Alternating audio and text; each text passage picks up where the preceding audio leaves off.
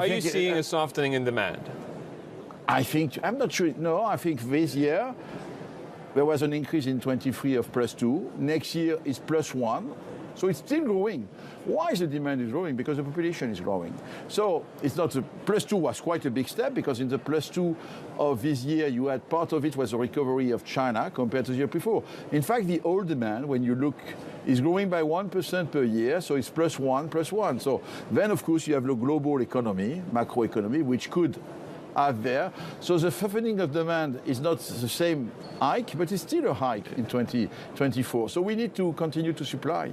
I mean, the thing is, because of that growing supply, Citi, for example, in a new note suggests that the prices could go down to $70 a barrel by end 2024. You think that's a bit of too pessimistic a scenario? Well, I'm not sure. I mean, I'm price taker.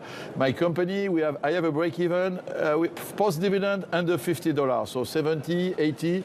No, I think there is today supply and demand. There is a volatility in this market for sure, but it's good to have also some supply. And for consumers, it's also good not to have a price which is too high. Yeah. Clearly, in France, when they reach gasoline price of €2 per liter, people or consumers are very unhappy, and we put a ceiling on the price to try to tackle these high prices. So I think even for the oil market, when you have high prices, it's not too good.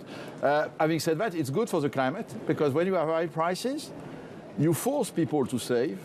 Yeah. And it's good for all this COP28 and this discussion. Again, it's a matter of doubling efficiency, all that. So the price has really an impact on the behavior of consumer and a positive impact from an emission point of view. Yeah, it can also be frustrating dealing with higher energy prices. But again, you're saying it's going to force the transition, accelerate the change in behavior. But in terms of LNG demand, I want to move away from crude oil and get you to tell me what you're seeing, sort of China, Japan, India. I mean, what are you seeing in terms of client demand? But on the LNG, it's quite clear. Because of the Russian aggression and European demand, we have absorbed last year more than 10% of the world market, which was going to Asia, went here with a higher price.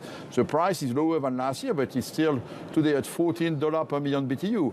In fact, today, the LNG price is higher than the oil price, which is quite a surprise, considering the energy eating, etc. So what happens is at this price, of course, the demand in Asia is softening because they have. But what is the alternative? It's coal. So again, it's not good, all that. It's coal. We know that when we want to grow LNG, we need to have enough supply in order to have price which are more in the range of $8 to $10 per million BTU, because then it's acceptable for the Indian economies, the Thai economy, or Bangladesh, or Japan, even Korea. Yes. So I think all that is a balance to find. On LNG, unfortunately, I mean, I don't know. There is a tension on the supply until 26, 27, when new capacities will come. There's also a lot of tension around the price volatility. Is that here to stay?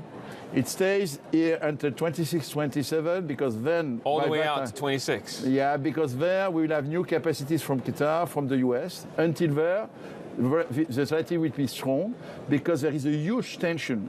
The supply is really in tension. If you have a strike in Australia, a hit on any train in the US, then immediately the market reacts 30% in the night. It's because, honestly, we have, what happens, it was a shock of demand. 50 million tons, 15% of the world capacity have been absorbed by Europe. Yes. And so this is a tension we have, and it will remain until we have more supply by 26, 27.